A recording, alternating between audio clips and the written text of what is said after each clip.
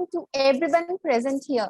So I welcome you all in the Srijan Web Talk episode 3. And I would like to share some brief insights on Sandeep Sir academic and personal profile.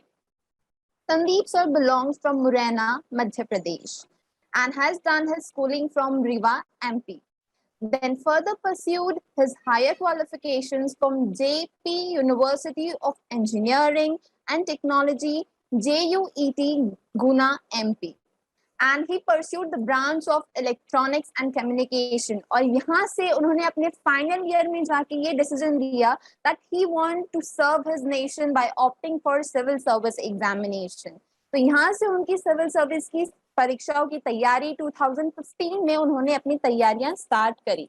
And then from 2018 he joined the mission of DIA Divine Association, and these proved to be the milestone in his life, where he actually started to serve his society and nation by educating the students of slum area. जैसे कि हम सभी जानते हैं कि दिया के एक इनिशिएटिव है बाल संस्कार शाला, जिसका मोटिव है स्लम के बच्चों को जाके एजुकेशन देना जो अफोर्ड नहीं कर सकते हैं. और संदीप सर ने इस बाल संस्कार शाला के प्रोजेक्ट को बहुत ही मेहनत से सींचा है और उन्होंने इसमें अपना बहुत बड़ा योगदान दिया है. साथ ही उनकी हॉबी भी है कि वो बच्चों को जाकर स्लम एरिया में पढ़ाना उनकी एक हॉबी है. साथ ही कैलीग्राफी भी उन्हें बहुत पसंद है, आर्टिस्टिक है उनका माइंड और काफी क्रिएटिव भी है. और वो दिया दिल्ली के कोर टीम मेंबर हैं, चाहे वो उन्नति मेंटरशिप प्रोग्राम की बात हो या संभवम की बात हो.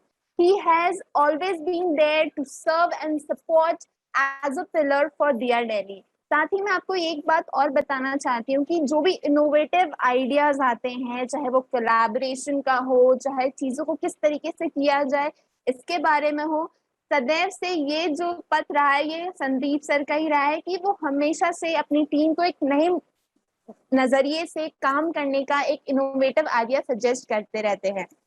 तो उन्होंने एक चीज को प्रूव किया अपने लाइफ में. Failure is not the opposite of success, it's the part of success. How? उन्होंने 5 राउंड में यूपीएससी क्लियर करी है. 2-3 बार वो इंटरव्यू राउंड तक के गए हैं, 2 बार वो नहीं सिलेक्ट हुए, लेकिन थर्ड टाइम ही nailed that interview round.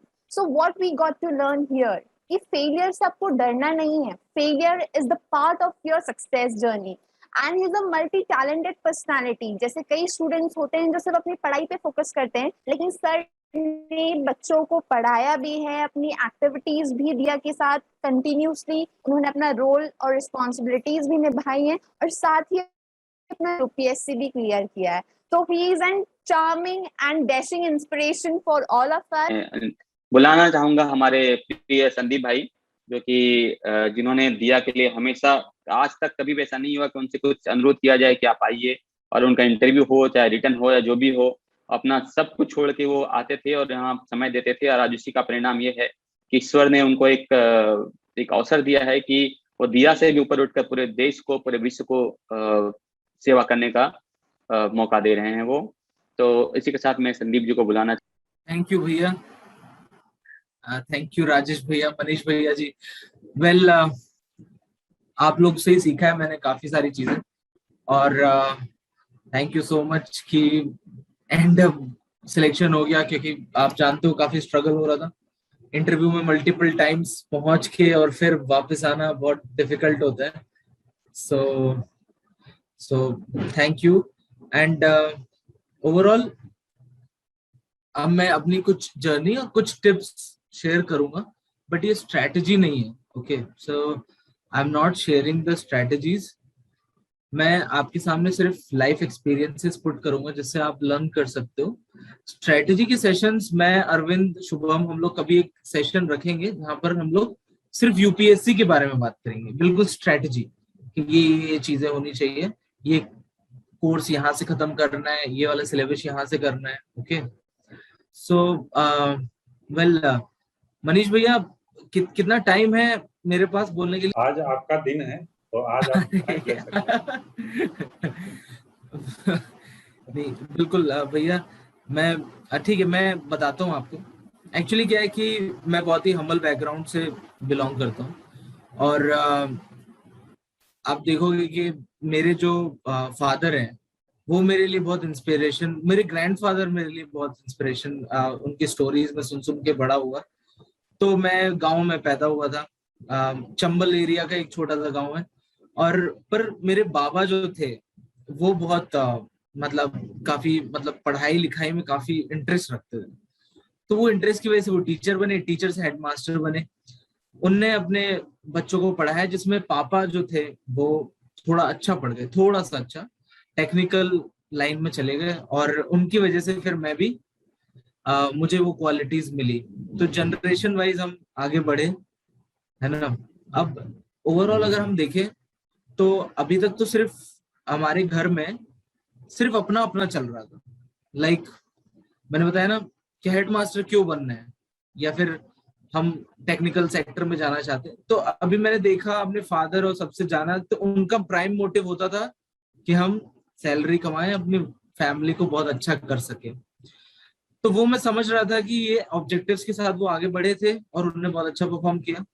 But फिर मुझे रियलाइज हुआ जब मेरे पापा ने, ग्रैंडफादर ने मुझे ये मोटिवेट किया कि अब हमारी फैमिली सेट हो गई, ओके, अब हम लोग भूखे तो मरेंगे नहीं, अब तुम कुछ बड़ा करो, अब अपने लिए मत करो, अब समाज के लिए करो, अब कुछ सोसाइटी के लिए करो, इंडिया के लिए करो, वर्ल्ड के लिए कुछ करो, मीन्स फ्लाई हायर देन ये जितने भी हैं।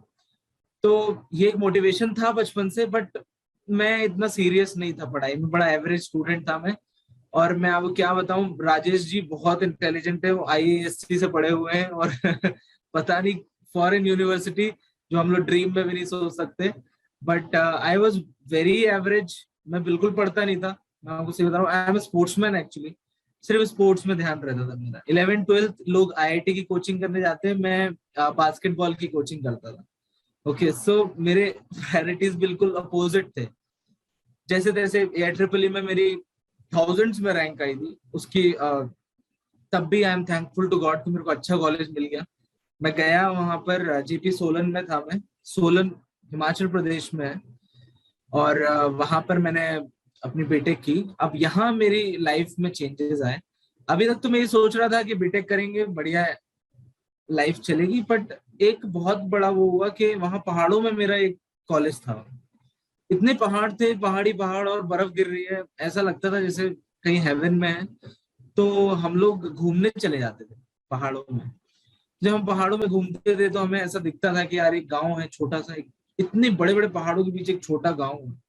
हमें समझ नहीं आता था कि पानी कहाँ से आ रहा है, इलेक्ट्रिसिटी कैसे पहुंचेगी, कैसे ये लोग काम करेंगे, मतलब कैसे ये, अब हम तो सिटी में रहते हैं, हमें सब मिलता है, पर इनको क्या खाना मिल रहा है, इनको स्ट्रीट लाइट्स हैं, ये कुछ चीजें थी। तो हम सबने एक ग्रुप बनाया और हम गए गांव में। तो हम गांव गांव जाते थे, उनकी प्रॉब्लम समझते थे और उनकी प्रॉब्लम को सॉल्व कर देते। जितना पैसा हमारे पास होता था हम कलेक्ट करते थे पैसे लोगों से, और फंड रेजिंग से हम उनको ठीक करते थे।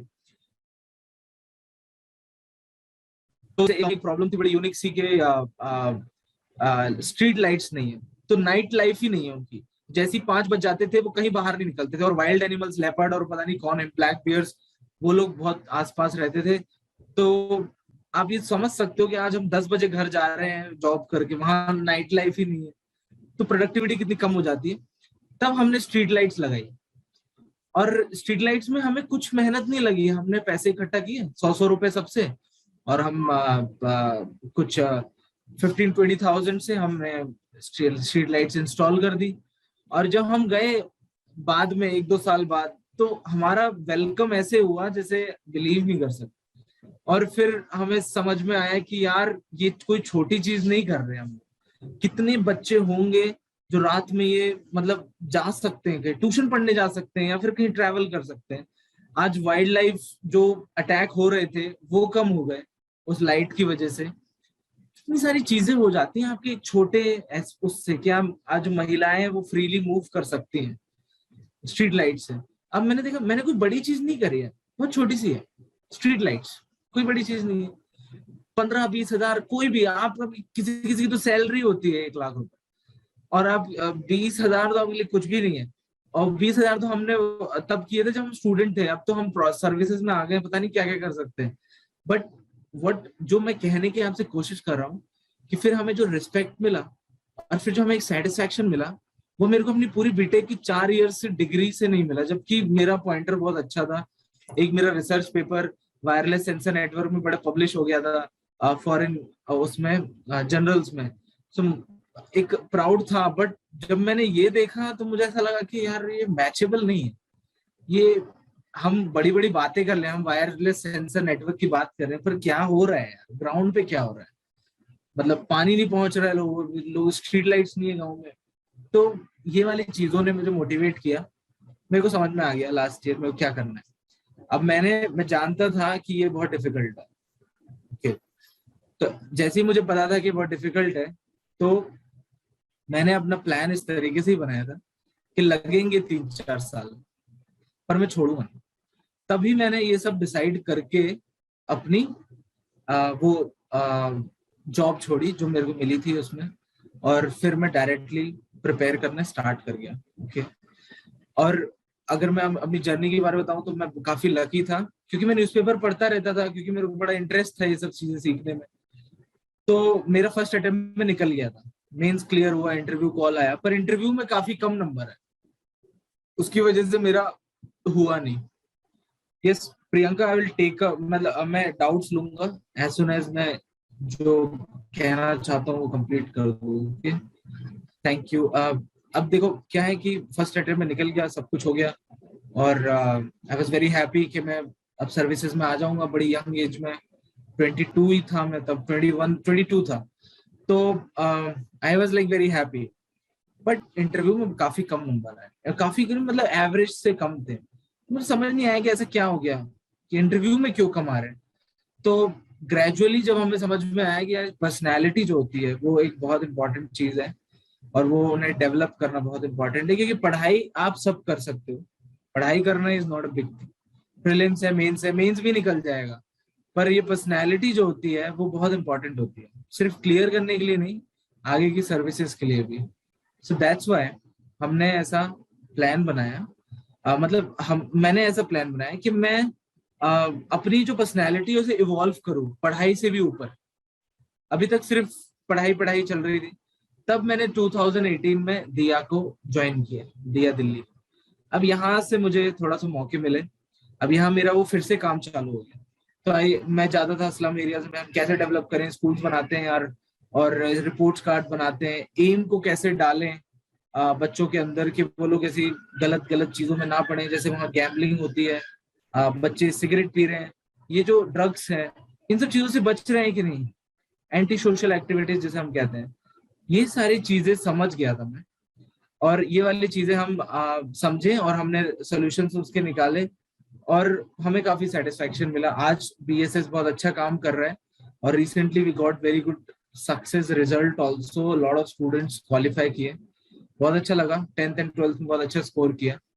तो ये कुछ चीजें थी जो जिसने मेरी पर्सनैलिटी को ना इवॉल्व किया है। पता है आज मैं कुछ भी करूं, कहीं भी रहूं, अभी भी जैसे अभी मैं विशाखापट्टनम में हूँ, अभी मेरा रिजल्ट आया हुआ मेरे को 2 दिन नहीं हुए, बट मेरे को काफी ज्यादा कॉल्स आए और बहुत सेलिब्रेशन पड़ रहा है, but I am very much grounded. So this helps you in that. अब जब मेरा नहीं हुआ था पिछले साल तो मैं डिप्रेस था, पर as compare to other people इतना डिप्रेस नहीं था कि मैं दुखी वाले जो गाने होते हैं वो सुन रहा हूँ, या ड्रग्स ले रहा हूँ, या सिगरेट दारू पी रहा हूँ। बहुत सारा ऐसा होता है डिप्रेशन में, इन सब चीजों में पढ़ा ही नहीं। क्यों? Because I know what I am doing and why I am doing this is because of this. ये करना था यार, इसीलिए कर रहे थे, है ना। तो मैंने बोला अब अटेम्प्ट तो है, दो और अब सक्सेस हमें मिल गया। दिस इज वेरी मतलब ये बहुत इंपॉर्टेंट होता है कि हम ये चीज समझें, ओके। सो अभी जैसे मैं तुम्हें एक एग्जांपल देता हूँ कि सक्सेस इज नॉट फाइनल। उसका एग्जांपल ये कि अभी हम लोग जैसे मैं हमारा रिजल्ट आ गया, पर अभी भी हम लोग एतिपोक्का टॉयज यहाँ पर बहुत फेमस है विशाखापट्टनम में। तो अब वी आर ट्राइंग, यहाँ पर मैं कुछ संस्थाओं से ऐसा मतलब मेरा वो है, कुछ लोग हैं मेरी बिल्डिंग में जो ऐसा कुछ करते हैं। मैंने उनसे बोला क्यों मुझे भी ले चलो वहां पर, जो हम लोग कुछ उसे इंटरनेशनल मार्केट्स में लेकर जाएं वो टॉयज को, जिससे जो ट्राइबल एरिया है जो विशाखापट्टनम में जो बहुत ही लो डिप्राइव्ड है वो आगे बढ़ सके। अब मुझे पता नहीं मेरे को कौन सी सर्विस मिलने वाली है, आईपीएस या आईआरएस कौन सी, I don't know, but see you have to be committed to the public service. Okay, commitment होना चाहिए यार। अभी मेरा नहीं भी होता ना तो मैं कुछ ना कुछ कर रहा होता। हमेशा अपने आप का एक part, around 20-30% of time, money आपको सोसाइटी में लगाना है, उसका कोई विकल्प नहीं। ओके, क्योंकि मैंने कॉलेज में ये सीखा था, तो हम ये कहते थे, काफी एक बहुत वो था कि यार आज हम केले खा रहे हैं या फिर हम सेब खा रहे हैं, तो भाई शिमला में सेब कहाँ से आए हैं, तो वो एप्पल कल्टीवेशन हो रहा है वहां पर। तो आप ये देखिए, सोसाइटी आपको देती है, कितने लोग मेहनत कर रहे हैं आपके पीछे। आपकी फादर मदर या फैमिली नहीं है, वो किसान भी है जो गेहूं उगा रहा है कि आप रोटी खा लो, या चावल कोई उगा रहा है, या कोई पॉलिटिशियन है जो मेहनत कर रहा है कि सर्विसेज पहुंच जाए, या कोई ब्यूरोक्रेट है जो आईएएस है आईपीएस है जो आपको सिक्योरिटी प्रोवाइड कर रहा है, आपको कुछ प्रॉब्लम है तो जाके रिपोर्ट कर सकते हो। पूरी सोसाइटी चल रही है आपकी, सब पूरा वर्ल्ड चल रहा है। ओके, और आप आज के टाइम में तो हम ग्लोबलाइज वर्ल्ड में रहते हैं, तो आप भूमंडलीकरण, तो आप ये देख सकते हो कि आपका जो तेल आ रहा है वो मलेशिया से आ रहा है, आपके कपड़े जापान से आ रहे हैं। तो आप ये समझो कि वर्ल्ड आपको प्रोवाइड कर रहा है कुछ, आपने क्या किया उनके लिए। That is the most important question in, मतलब ये सबसे इंपॉर्टेंट है। जब तक आप कुछ करोगे नहीं तब तक, देखो एक्चुअल में क्या है कि सिर्फ आप करो मत कि मैं समाज को अच्छा करूंगा, नहीं, ये इसमें एक स्वार्थ भी है। गांधी जी ने एक बहुत अच्छी चीज बोली थी, और मैं आपको बताता हूं, आप अपने आप को तभी ढूंढ सकते हो जब आप दूसरों की सर्विसेज में खो जाओगे। दूसरों को सर्विस देने में खोओगे तभी आप अपने आप को पा सकते हो। भागवत गीता में भी यही लिखा है कि जो पर्पस है हमारी जिंदगी का वो है self realization. What do you mean by self realization? अपने आप को जानना कि मैं हूं कौन। ओके, तो जैसे एक पेड़ है, आपने ये देखा होगा कि वो वही पेड़ ज्यादा बढ़ सकता है जिसके रूट्स बहुत ज्यादा डीप तक गए हैं, जो बहुत ज्यादा माइक्रो ऑर्गेनिजम्स को कंटेन किए हुए, बैक्टीरिया फंगी, जिनने दूसरे जो जो जानवर जीव जंतु उनको खाना प्रोवाइड कर पा रहे हैं, वो वही आगे बढ़ पाए हैं। तो ये एक कुदरती नियम है कि जिसने दूसरों के लिए किया है वही ऊपर बढ़ा है, एज सिंपल एज दैट। ठीक है, इसमें कोई डिस्प्यूट नहीं है, ये लॉ है एक तरीके से। भागवत गीता से लेकर बाइबल से लेकर आप कोई भी किताब पढ़ लो, रिलीजियस बुक पढ़ लो, चाहे एंशिएंट फिलोसोफर्स की बुक पढ़ लो, एरिस्टोटल, हेडनिज्म और stoic, everything you read, you will find the same thing, that is start giving back. ठीक है, so this is what I am saying, the purpose of life is not to become an IAS or clear UPSC. That is not the purpose. Purpose is कितने काम आ पाए आप अपनी family के लिए, society के लिए, लोकल रीजन के लिए, कुछ भी। ओके, सो अपनी पर्सनालिटी को ऐसे ट्यून करिए कि आपका दिमाग ही ऐसा हो जाए कि आप ऐसे ये नहीं बात कर रहे कि यार ये लड़का खराब है, ये लड़की ऐसे कपड़े पहनी हुई है, और ये टॉक्स नहीं होनी चाहिए, बल्कि ये टॉक्स होनी चाहिए कि यार एक लड़की है ट्राइबल एरियाज में, कैसे हम उनकी एजुकेशन को इम्प्रूव कर सकते हैं। This should be your mindset. Okay, अगर आपको इस सर्विसेज में आना है और आपको क्लियर करना है एग्जाम, इसके लिए भी आपको अंदर से खुश रहना है अपनी पूरी जिंदगी पर, इसलिए भी, और इसलिए भी कि आप जब मरो, और मरना हम सबको ही है, आपको सबको पता है, ये dust we are and we shall return to the dust. Okay, as simple as that. एक रैंडम ऑब्जेक्ट है अर्थ, बहुत सारी गैलेक्सीज के बीच में एक रिवॉल्व करता हुआ एक सन के अराउंड, एक नॉर्मल एवरेज, वो एक हम एक स्पीसीज है, ह्यूमन स्पीसीज, जो डेवलप कर गई है बाय गॉड्स ग्रेस, तो हम इतनी बातें कर पा रहे हैं। हम लोग डस्ट हैं एंड डस्ट को ही रिटर्न करेंगे, एज सिंपल एज दैट। चाहे मैं आप आईएएस हो, प्राइम प्रधानमंत्री हो, बहुत आए और बहुत गए, ठीक है, जो जितना दे पाए, बस इसी की ही जिंदगी है। ठीक है, तो फर्स्ट मोमेंट ओनली। अभी भी जैसे मेरे पास काफी टाइम है, मेरे को मन नहीं कर रहा है वेस्ट करने में, ऐसा लग रहा है कि मैं जाऊं कहीं यार। जैसे मैं आप लोगों से बात करने आया, मैं क्यों बात करने आया कि शायद किसी एक को भी अगर ठीक लग गई मेरी बात, अब वो शायद किसी दो को बता दे, यू नेवर नो, राइट? सो इसीलिए you should start giving. Okay, लेने की मत सोचो, देने की ज्यादा सोचो, ज्यादा पीसफुल रहेंगे। और मैंने एक और चीज देखी, देखो पता है एक बहुत अच्छी चीज होती है लाइफ में, लाइफ बहुत अपोजिट सी चलती है यार, पता है मतलब कैसी अपोजिट है कि as soon as you lose yourself into the service of people you find yourself, ठीक है। और जैसे आप कंप्लीट सरेंडर करते हो तभी आप जीतते हो। तो आप देख रहे हो ये सब अपोजिट चीजें हैं। खो जाओगे तभी अपने आप को पा सकते हो, सरेंडर कर दोगे तभी जीतोगे। ओके सो इसीलिए मैं आपसे एक चीज, ये भागवत गीता में लिखा हुआ है, ये मैं अपने मन से नहीं कह रहा हूँ, इसीलिए मैं कह रहा हूँ कि अब अपोजिट में जाओ, इंटरनल में नहीं एक्सटर्नल में पहुंचो, पता करो चीजों के बारे में क्या हो रहा है मेरे अराउंड, और इंटरेस्टेड रहो। जैसे जब हिमालय की पढ़ रहा था मैं ज्योग्राफी में, तो मेरे को बड़ा एक्साइटमेंट है क्योंकि हिमालय से ही में था, मैंने पढ़ाई हिमालय में करी है, तो मेरे को ऐसा लगता हाँ यार वो पहाड़ ऐसे थे, मिट्टी उसकी ऐसी थी, अब भाई उसमें जियोलॉजी उसकी ऐसी थी, अच्छा वो क्लाइमेट कैसा रहता था, अच्छा कौन सा मेरे को लेपर्ड दिखाया वहां पर, तो भाई लेपर्ड कैसे रह रहे हैं वहां पर। तो वो जो चीज होती है जिसे हम बोलते हैं इंटेलेक्चुअल क्यूरियोसिटी, सो वो आपको डेवलप करनी चाहिए, ठीक है। ये आप ये समझ लो this is a kind of sun और सोलर सिस्टम। अगर आपकी सक्सेस सोलर सिस्टम है तो ये सन है, ओके इसी के थ्रू सारी एनर्जी आएगी आगे पास। कि मैं जानता हूँ 1 2 या 3 अटेम्प्ट देने के बाद लोग बिल्कुल छोड़ देते हैं, मेरे को नहीं करना भाई, मैं डिप्रेस हो गया हूँ, और जिंदगी भर इस गिल्ट के साथ जिएंगे कि यार एक और अटेम्प्ट दे देते तो भाई ऐसा हो जाता वैसा हो जाता। तो मैं तुम्हें ये फोर्स कर ही नहीं रहा कि ये सब, तुम तो बस अपने आप को सर्विस में लगा दो, ऑटोमेटिकली तुम्हें अंदर से आवाज आएगी कि भाई एक और अटेम्प्ट देते हैं, कंट्री के लिए तो करना है, एक अटेम्प्ट देने में क्या दिक्कत है। और अगर मैं बन गया तो पता नहीं कितने लोगों का भला हो जाएगा, ये तो आप दिमाग में आ जाएगा ना यार, तुम्हारी एनर्जी डबल या ट्रिपल हो जाएगी। ये सिर्फ मैं अपने लिए नहीं पढ़ रहा हूँ, इतने सारे लोगों के लिए पढ़ रहा हूँ, है ना। तो ये वाली चीज जो एक वो है वो आप अपने अंदर लाइए पर्सनैलिटी में, ठीक है, ये मैं सजेस्ट करूंगा। अब ये मेरे लाइफ एक्सपीरियंसेस थे, अब मैं आपको कुछ कुछ चीजें बता देता हूँ शॉर्टकट में कि क्या चीजें आपके अंदर होनी चाहिए, ठीक है।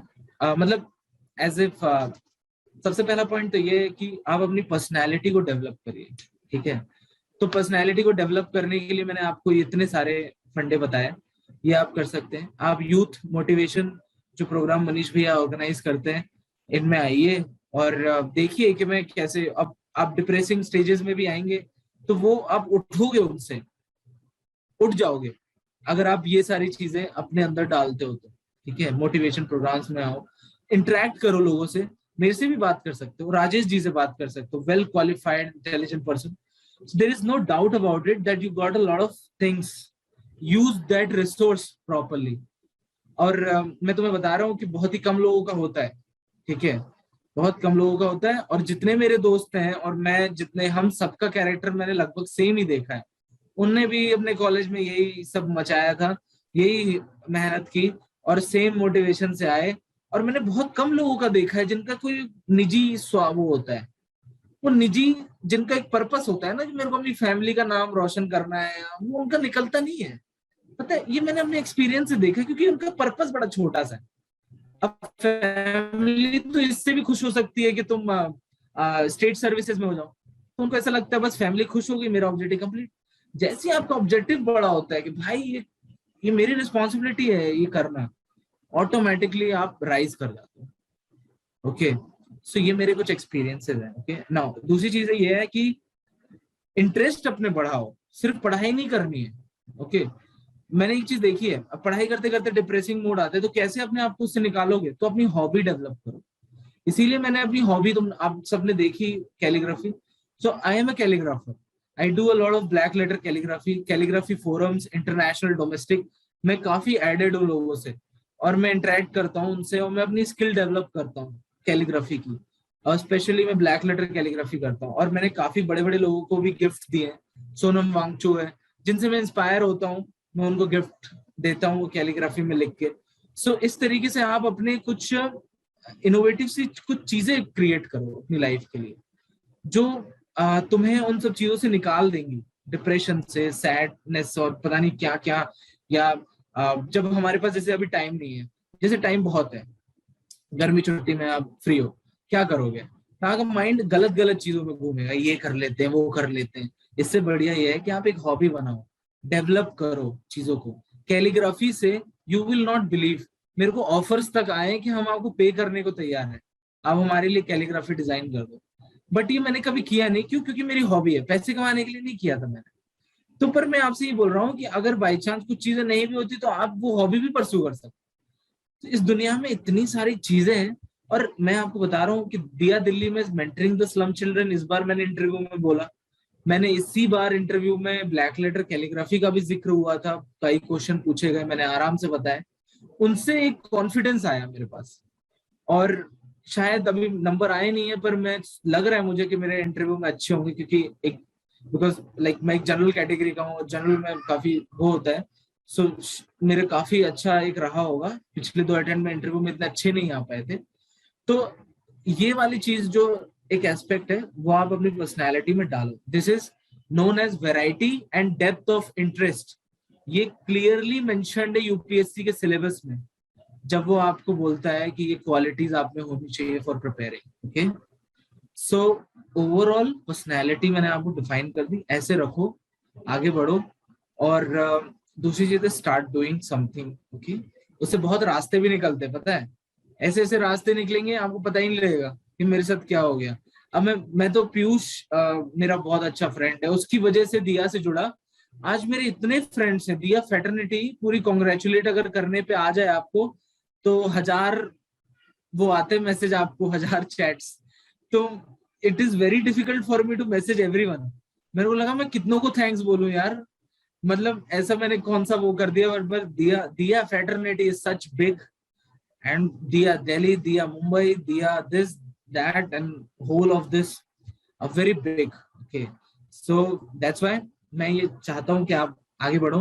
और अब जो आपके कुछ डाउट्स हैं वो I can take it up. और स्ट्रैटेजी मैंने अभी तक आपको बताई नहीं है, हम स्ट्रैटेजी के बारे में बहुत ही डिटेल में डिस्कस करेंगे। और कहा जो हम लोग फ्रेंड्स हैं, we will all decide for you कैसे करना है। ओके, तो डोंट वरी। राजेश जी, मनीष जी ने बोला ये संभवन प्रोग्राम भी हम सबने ही मिलकर डिजाइन किया था आप लोगों के लिए, और हमें बहुत अच्छा लग रहा है कि इतने सारे बच्चे आ गए हैं, बहुत ही टैलेंटेड हो आप लोग, नो डाउट। और मैंने भी इंटरव्यू लिया था, राजेश जी भी थे, सब थे, और मुझे ऐसा फील होता था कि यार ये मुझसे भी ज्यादा टैलेंटेड है, रियली। और कुछ कुछ ने तो बहुत ही वंडरफुल किया हुआ है, ठीक है। तो इसीलिए वेरी वेरी गुड, आप लोग सब बहुत ही कॉम्पिटेंट हो, क्योंकि मैंने कुछ कुछ को तो बहुत ही हाई हाई नंबर दिए, मेरे को ऐसा लगा भाई इनका तो होना चाहिए चाहे कुछ भी हो। तो बहुत ही टैलेंटेड हो आप सब के सब। और 110% आई थिंक किसी भी हालत में मिनिमम 50% ऑफ आप लोग जितने 50% का 110% टॉप सर्विसेज में होगा नेक्स्ट ईयर डे और the next year. Maybe it takes multiple attempts but you will, I know that, क्योंकि यू हैव दैट, तभी आपको सिलेक्ट किया गया था, ठीक है। So have this confidence and आगे बढ़िए, ठीक है। और कोई भी डाउट हो तो अब आप पूछ सकते हो। ओके मनीष भैया, और कुछ बताना है? नहीं, आपने सब कुछ कवर कर दिया है, और हम समझते हैं कि उसमें से कुछ अगर अपना लिया जाए तो जीवन बदल जाएगा और आज ही बदल जाएगा, और इसकी इंतजार करने की जरूरत नहीं है। तो किन्हीं का कोई क्वेरी है तो आप पूछ सकते हैं, नहीं तो फिर कंक्लूड करें। आप चैट बॉक्स में डाल सकते हैं। निधि आपका cover. Nidhi With please request, coordinate. yes, sir. I would request all the candidates who are interested to put up the question. They can raise their hands or put their questions in the text box. So please kindly raise your hand. Yes, Priyanka, you can ask your question now. Priyanka, please yourself and ask your question.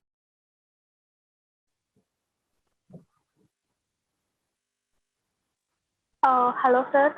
Sir, I want to ask what were the questions which were bombarded on in the interview? Excuse like Nidhi, मुझे को clearly सुनाई नहीं दिया, जरा बताना। Yes, sir. Priyanka is asking कि आपको interviews में कैसे क्वेश्चंस मिले थे? How was the bombardment of questions and interviews? Okay okay okay hi Priyanka. Questions मेरे ऐसे थे, मैं तुम्हें बता देता हूँ। क्वेश्चंस ऐसे थे कि मेरे से पूछा कि मेरे नेटिव एरिया के बारे में, मुरैना। मैं मध्य प्रदेश का रहने वाला हूँ। तो मुरैना किस लिए फेमस है, नीमच किस लिए फेमस है, वहां मेरा बर्थ प्लेस था नीमच मध्य प्रदेश में, वो किस लिए फेमस है। मैंने बोला ओपीएम के लिए फेमस है। तो बोलते थे कि ओपीएम बताओ, कि ओपीएम की खेती के बारे में कुछ क्वेश्चन थे। उनने मुझसे बोला कि ड्रग रिहैबिलिटेशन सेंटर को डिजाइन करो, गवर्नमेंट ने क्या स्टेप्स लिए ड्रग प्रॉब्लम को ठीक करने के लिए। मेरे से इलेक्ट्रॉनिक्स कम्युनिकेशन के काफी क्वेश्चन पूछे, मतलब काफी नहीं, मतलब क्वेश्चन थे, बट टफ से क्वेश्चन थे, क्योंकि मेरा बैचलर्स इलेक्ट्रॉनिक्स एंड कम्युनिकेशन का है। सो मेरे से एक बहुत ही यूनिक क्वेश्चन पूछा गया कि आप मुझे ये बताइए कि जो टीवी का रिमोट होता है वो उसके सामने चलाना पड़ता है ना, मतलब उसके पॉइंट करना पड़ता है, बट जो कार का रिमोट होता है वो कहीं से भी चल जाता है। आपने देखा होगा घर में बैठ के भी चल जाता है। तो इन दोनों में ऐसा क्या है, ये डिफरेंस बताओ। तो ये डिफरेंस आप कैसे जानोगे, अगर आपने सिर्फ पढ़ाई की है नहीं जान सकते। पर लकीली मैंने और मेरे दोस्तों ने ऐसा एक प्रोजेक्ट किया था, तो हमें पता था कि जो इंफ्रारेड सेंसर्स होते हैं उनका इस्तेमाल होता है इसमें। तो हमने बता दिया, तो मैंने उन्हें बोला कि सर इंफ्रारेड सेंसर्स हैं इसमें टीवी में, इसीलिए वो लाइन ऑफ साइट पे चलते हैं। उसके बाद मुझे एक भी क्वेश्चन नहीं पूछा उन्होंने इलेक्ट्रॉनिक्स में। तो मुझे ऐसा लगता है कि उन्हें ऐसा समझ में आया कि यार इस बंदे को पता है, तो ज्यादा पूछने की जरूरत नहीं। ब्लैक लेटर कैलीग्राफी में करता हूँ, उसके काफी क्वेश्चंस थे। तो उनने मुझसे बोला कि संदीप हमें बताओ कि ब्लैक लेटर का नाम ब्लैक लेटर क्यों है, कैलीग्राफी कब डेवलप हुई थी, ठीक है। सत्यजीत रे जो एक फिल्म मेकर है, उनका कैलीग्राफी के साथ क्या एसोसिएशन। तो इस तरीके से आपके जो डिटेल एप्लीकेशन फॉर्म में भरा है आपने, उसी से क्वेश्चन आते हैं, ठीक है। और एक बहुत ही अच्छा क्वेश्चन उन्होंने पूछा था, वो मैं आपको बताता हूँ कि उन्होंने ये बोला कि रूल ऑफ लॉ आपके अनुसार क्या है, कानून का राज, ठीक है। तो इस तरीके के क्वेश्चंस वहां आते हैं। और देखिए क्वेश्चन से ज्यादा इंपॉर्टेंट है कि आपने उन्हें फेस कैसे किया है। तो अगर आपको नहीं आता है, ऑनेस्टली आपको बोलना है कि सर मुझे नहीं पता है, और आपको आता है तो उसे कॉन्फिडेंटली आंखों में आके डाल के बोलना है, ओके, चिल्ला के, ऐसे नहीं कि डर रहे हैं या फिर कुछ। क्योंकि आप एक टॉप मोस्ट सर्विसेज में, UPSC one of the toughest exam है वर्ल्ड का, आप उसका इंटरव्यू देने जा रहे हैं, तो आपकी वो चीज बर्दाश्त नहीं की जाएगी, है ना। सो ये है, and this was the question.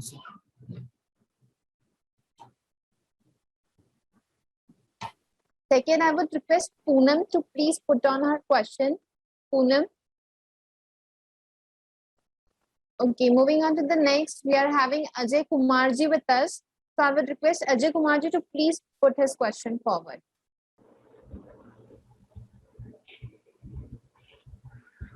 First of all, very good afternoon, sir. Sir, I have a doubt. Sir, जब मैं कोई बुक पढ़ने लगता हूँ सर, तो मुझे ये नहीं पता चलता सर कि कौन सी चीज छोड़नी है और कौन सी चीज पढ़नी है। इस डाउट को क्लियर करने के लिए मैं यूट्यूब पे भी गया और कई लोगों से भी मैं पूछा, तो वो कहते हैं कि सिलेबस देखिए और प्रीवियस ईयर का क्वेश्चन पेपर देखिए सर। जब अगर मैं सिलेबस की बात करूं, सिलेबस देख के पढ़ते समय कैसे डाउट आते हैं सर। जैसे मैं एक ज्योग्राफी का एग्जांपल लेके अपने डाउट को एक्सप्लेन करना चाहता हूं सर। जैसे सिलेबस में इंडस ड्रेनेज सिस्टम है, अब रिवर इंडस कहाँ से जाती है, उसकी ये तो चीजें हैं, उसमें उसकी सर बहुत सारी ट्रिब्यूटरी हैं सर। तो कौन सी ट्रिब्यूटरी किस जगह इंडस से मिलती है सर।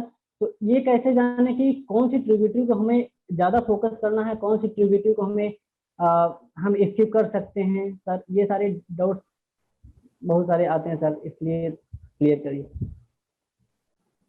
Okay hi Ajay. या सो देखो एक्चुअल में क्या है कि होता क्या है कि बहुत ही ऐसा लगता नहीं कि आप पढ़े। देखो मैं तुम्हें एक बहुत सिंपल सी चीज बताता हूँ। जो बुक लिस्ट है ना, जो टीचर्स बताते हैं, या फिर जो हम बताएंगे। जैसे तुम्हें इंडस के बारे में जानना है, तो देखो इंडस का जो एनसीईआरटी क्लास 11 फिजिकल ज्योग्राफी में है, बस उतना ही पढ़ना है। उसमें जितनी ट्रिब्यूटरीज है एक बार देख लो, श्योक और नुब्रा जो है, बस। ठीक है, तो तुम्हें यहाँ पर करना क्या है मैं तुम्हें बताता हूँ। तुम्हें अपना पूरा सिलेबस एक ही सोर्स से पढ़ना है, कोई सा भी उठा लो, सब अच्छी किताब है। ठीक है, तो अब जो किसी ने तुम्हें टीचर ने बताई होगी कि ये बुक लिस्ट है, उस एक ही किताब को खरीदो, उस किताब को अच्छे से पढ़ लो, उसके नोट्स बना लो, और बस और चले जाओ एग्जाम देने। मैं तुम्हें बता रहा हूँ, मैंने लक्ष्मीकांत के अलावा एक भी पॉलिटी की किताब नहीं पढ़ी। अब लोग कॉन्स्टिट्यूशन के डीडी बासु और वो पढ़ रहे, तब भी मेरा जीएस में one of the highest marks रहता है, हमेशा हर अटेम्प्ट करा है। एथिक्स मैंने लेक्सिकॉन के अलावा कोई नहीं पढ़ी, कोई किताब नहीं पढ़ी, पर फिर भी। तो इसीलिए मैं आपको कह रहा हूं कि आप क्या करो कि सिर्फ और सिर्फ, ठीक है, सिर्फ आप एक ही सोर्स को पकड़ो, कोई सा भी पकड़ लो, उसमें जितना डीप में लिखा हुआ है उसको पढ़ो। ठीक है, डीप के उसमें घूमो मत, क्योंकि बहुत लोग घूम रहे होते हैं। एक किताब अच्छे से पढ़ाई कर लो, बस तुम्हारा सारा काम हो जाएगा। और मैं तुम्हें बताता हूँ प्रीवियस ईयर क्वेश्चन क्यों इंपॉर्टेंट होते हैं, कि वो तुम्हें बता देते हैं। देखो सबसे ज्यादा अगर आप देखो तो रिवर के ट्रिब्यूटरीज के बारे में काफी क्वेश्चन आते हैं, है ना, प्रीलिम्स में तुमने देखा होगा। तो तुम्हें कम से कम ये आइडिया हो जाता है कि रिवर्स की ट्रिब्यूटरीज देखना इंपॉर्टेंट हो गया है, पूछा जाता है। तो तुम्हारा सबसे पहला प्रायोरिटी रिवर्स की ट्रिब्यूटरी देखना होना चाहिए। अगर तुम जब मैपिंग में आते हो सबसे पहले, तो मैपिंग में सबसे पहले माउंटेन्स मत पढ़ो, ना ही तुम पास पढ़ो, ना ही तुम कुछ और पढ़ो, सबसे पहले रिवर पढ़ो। क्यों? क्योंकि रिवर में सबसे ज्यादा पूछा जाता है। सो ये वाली चीजें मैं तुमसे कहूंगा, इस तरीके से प्रायोरिटी करके आप पढ़ोगे एक सोर्स के साथ, कोई डिफिकल्ट नहीं। और डेप्थ तुम्हें पढ़ते पढ़ते खुद ही आ जाएगी, सब एकदम रट सा जाता है। ओके, जैसे मैंने तो पढ़ाई नहीं करी है पिछले कितने महीने, तब भी मेरे को इंदस की ट्रिब्यूटरीज याद है। ठीक है, सो ये ऐसा हो जाएगा। ओके,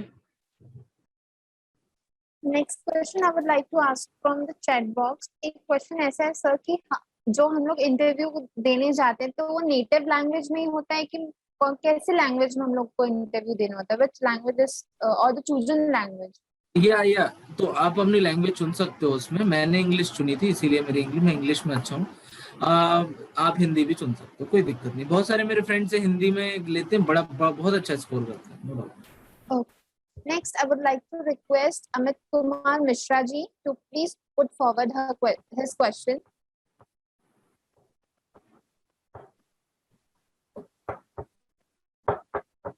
अनम्यूट करिए आप। सर करने में अभी हमें बहुत प्रॉब्लम आ रही है। हमारे जो वर्ड हैं वो मैक्सिमम ज्यादा चले जा रहे हैं, कम नहीं हो रहे हैं। उसको हम कैसे सुधारें?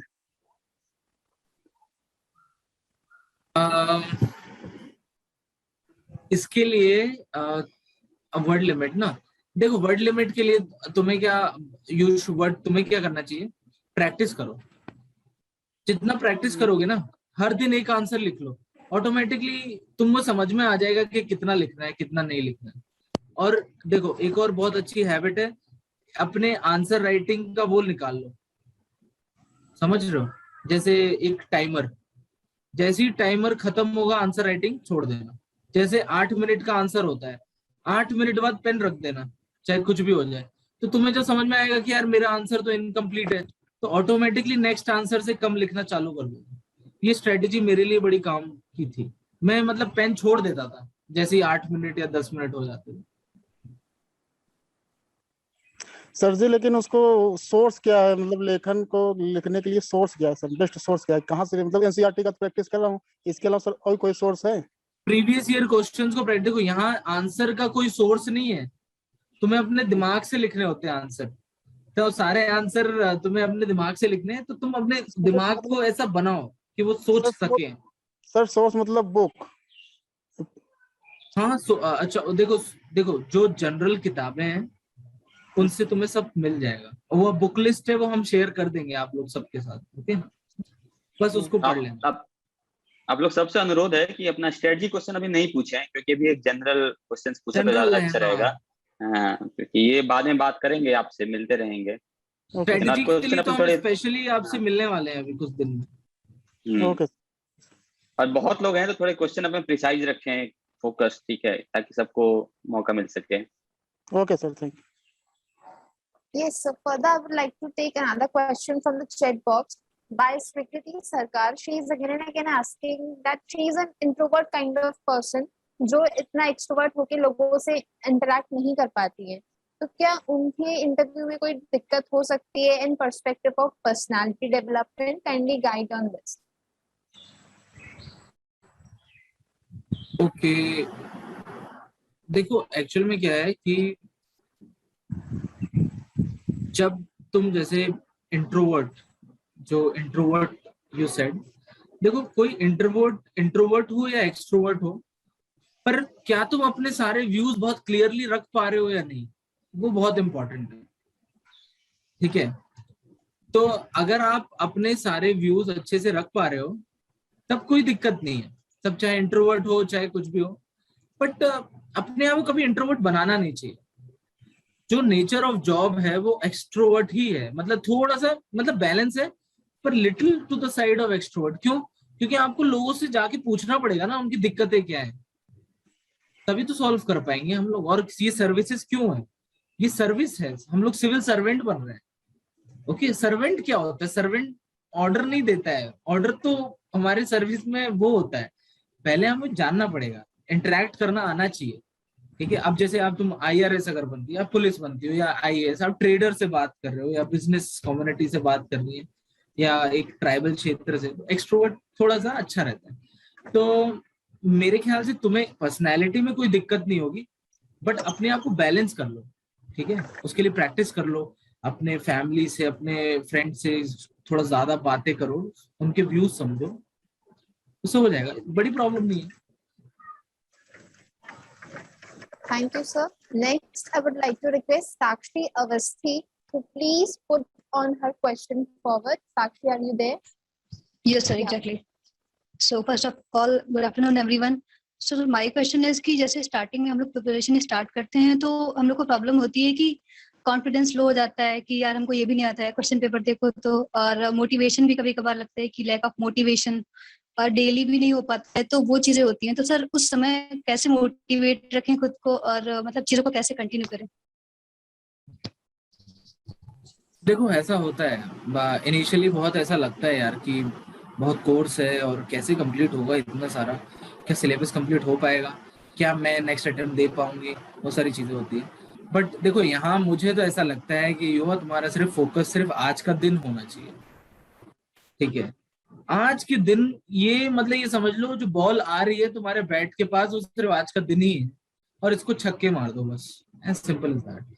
मैं एक दिन के ऊपर का सोचता ही नहीं हूँ। सही, मेरा एक मैंने अपनी एक माइंड सेट बना ली है, जैसे मुझे आज के अलावा पिछला मुझे याद नहीं है, पास्ट हो गया खत्म, और जो आने वाला है वो आएगा, तो जो होगा सो देख लेंगे, अभी एंजॉय करना है। ओके, सो मेरे ख्याल से जब डिप्रेसिव मोमेंट्स आते हैं ना, आप सिर्फ आज का फोकस करो, आप कभी डिप्रेस नहीं होंगे अगर आपने आज का ही फोकस किया है। अगर तुम आपकी मेमोरी को मैं ऐसे कट कर दूं ना, पास्ट निकाल दो, फ्यूचर निकाल दो, सिर्फ आज का दिन है आपके पास, तो आप कभी डिप्रेस नहीं होंगे। सो ऐसा आप कर सकते हो। वेल, पर मोटिवेशन देखो कहना आसान है, आप किसी मोटिवेशन की कोई किताब पढ़ सकते हो, यूट्यूब के वीडियोस देख सकते हो। वेल, एक चीज जो मुझे मोटिवेट करती थी वो सोशल कमिटमेंट था। मुझे ऐसा लगा था एक दिन में बन गया तो कसम से बहुत सारे लोगों का भला हो सकता है। ठीक है, सो इस तरीके से अगर आपकी एक सोच रहेगी ना, तो आप ऐसा लगेगा यार डिप्रेसिंग क्या है यार, इतना कुछ करना है, इतने सारे लोग मेरे ऊपर डिपेंडेंट है, करना ही करना है। तो इससे डिप्रेशन से बाहर आ जाता है, बहुत आराम से आते हैं। तो इस तरीके से, और पेशेंस रखना है यार, सीरियसली ऐसा एकदम पेशेंस, धीरे धीरे स्लोली हर दिन 4 से 5 या 6 घंटे पढ़ाई करो बस, पर रोज कर लो, आप कभी डिप्रेशन में नहीं आओगे, क्योंकि action is the best motivator. Always remember, कर्म सबसे प्रधान है, सबसे, अगर तुम कर्म करते रहोगे डिमोटिवेट नहीं होगे, तो बैठ के सोचोगे तो भाई फिर तो अंत नहीं है, माइंड ऐसा है घूमता रहता है ना। Thank you, sir. Next, I would request Pooja to please unmute herself and you can put your question.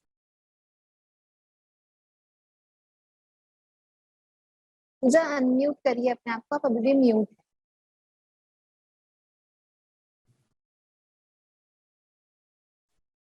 I guess we are having some technical glitches with Pooja. So moving on to the next, can I request Rajni ji कि वो अपने आप को रजनी धीमान जी, तो please unmute herself and ask the question.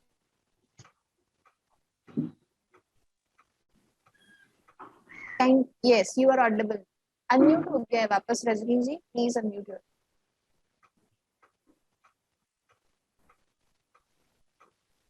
Yes. Good afternoon sir. Good afternoon sir.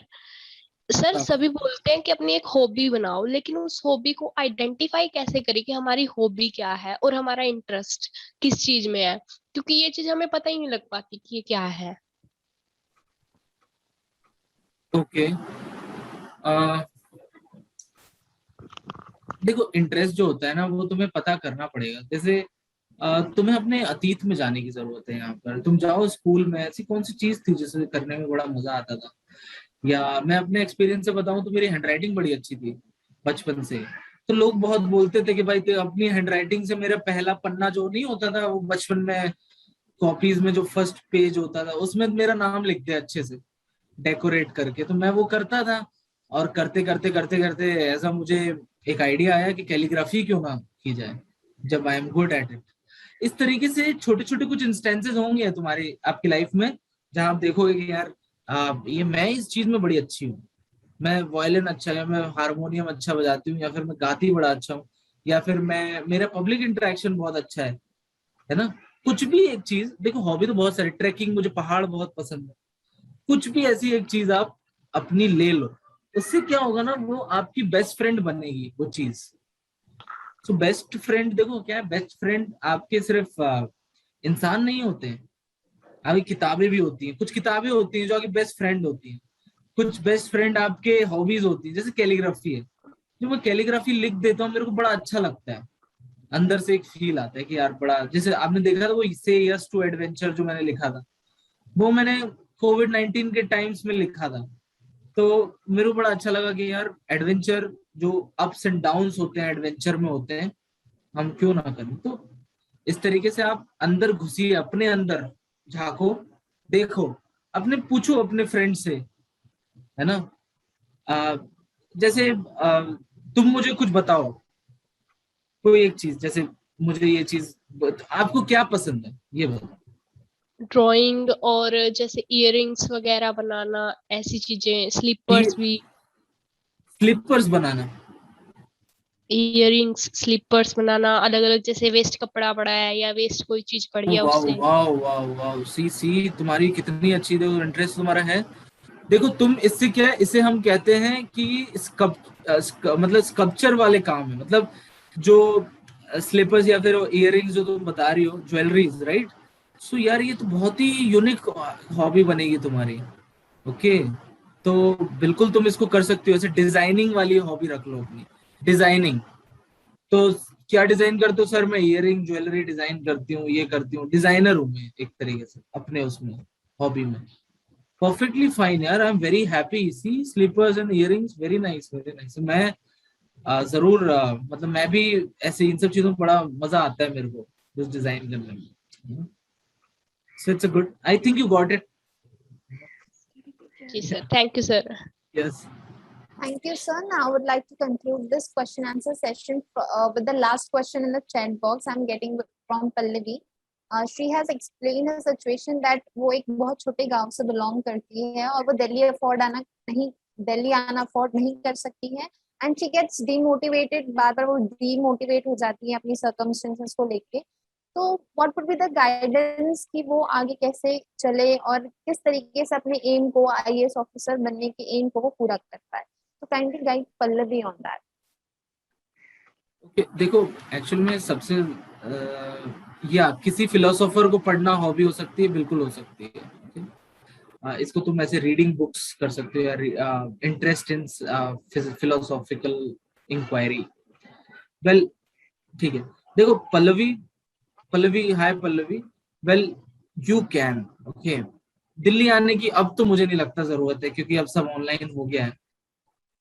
तुम्हारे घर में अगर एक सिंगल रूम है जहां पर तुम पढ़ाई कर सकते हो विदाउट डिस्टरबेंस, तब तुम्हें कहीं आने की जरूरत नहीं है। बढ़िया रहो अपने घर में, ऑनलाइन सेशन ज्वाइन करो, आंसर भी लिखोगी, टेस्ट सीरीज भी ऑनलाइन है, आजकल तो इंटरव्यू भी ऑनलाइन है, तो सब ऑनलाइन हो गया है, तो तुम्हें बिल्कुल जरूरत नहीं है। तुम दिल्ली भी जाओगी तो कोई डिफरेंस नहीं आएगा अब, है कि नहीं? तो वो एक फैक्टर हटा दो। अब तुम किसी भी इंडिया के किसी पिछड़े गांव में भी अगर हो तो भी तुम क्लियर कर सकते हो, ठीक है। दूसरी चीज है कि फैमिली के सर्कमस्टेंसेस। देखो मैं आप सबको एक बात बताना चाहता हूँ, यहाँ पे 234 पीपल हैं। वेल टोटल स्ट्रेंथ काफी हाई है, हमने काफी लोगों को सिलेक्ट किया था 500 का। वेल आपको अगर फैमिली के सर्कमस्टेंसेस में कोई दिक्कत होती है तो आप बताइए हमें, ओके। तो सिर्फ मैं एक ऑफिसर नहीं हूँ, बहुत सारे हैं, ओके। आप बिलीव भी नहीं करोगे कितने हैं। सो मतलब IAS, IPS, IRS, IAAS सारी टॉप सर्विसेज के फ्रेंड्स फैमिली हमारे पास है। और अगर आपको जैसे फैमिली की कोई दिक्कत होती है या मनी की फाइनेंशियल, तो आप बताइए हमें, हम ट्राई करेंगे कि हम कुछ कर सके। दिया फेटर्निटी इसी चीज की तो हेल्प करती है, ठीक है। सो बिल्कुल हम हेल्प कर सकते हैं। ये प्राइवेट इंस्टीट्यूशन तो है नहीं यार कि कोचिंग चल रही है आपके, हम सब एक कम्युनिटी है, we are like together, okay. तो आप हमसे बोल देना। और डिप्रेशन जैसे रहती है तो मैं आपको एक बहुत सिंपल बताता हूँ, हर संडे को मनीष भैया का सेशन आप देखने आओ, उससे बड़ा मोटिवेशन मिलता है यार। मैं जब भी डिप्रेस होता था ना, मैं संडे का इंतजार करता था कि देखता हूँ भाई। अब मैं अपने आप को म्यूट कर देता था और मैं सुनता रहता था उनकी बातें। तो मनीष भैया देखो हंस रहे हैं, मनीष भैया को याद होगा। तो सुनो, ओके। ऐसे कुछ है, मनीष भैया ही नहीं और भी बहुत है, मतलब जो आपको अच्छे लगते हैं, ठीक है। जैसे मुझे तो अच्छे लगते हैं मनीष भैया, बड़ा मेरे को मोटिवेटिंग सा लगता है। और जिस तरीके से एकदम वो उनको एक ओरेटरी स्किल्स आती है उनको। तो अपने आप चुन लो जैसा आपको सही लगे। यूट्यूब में यहाँ पर कोई एक चीज बना लो। जैसे पता है एक बहुत अच्छी चीज है, बड़ी यूनिक सी यार, मैं जब भी डिप्रेस होता हूँ ना दौड़ने लगता हूँ। तो दौड़ने से मेरे को काफी वो हुआ था, मैं एनसीसी में था, मैं दौड़ता था बहुत, तो उससे मेरे को एक काफी मोटिवेशन मिलता है। Thank you so much, sir, for clearing our doubts and guiding us all in the very right direction. With that, I would like to request Rajesh Ranjan, sir, to please take over the program. And I would like to request him to please provide us with vote of thanks and Shanti Path. Thank you.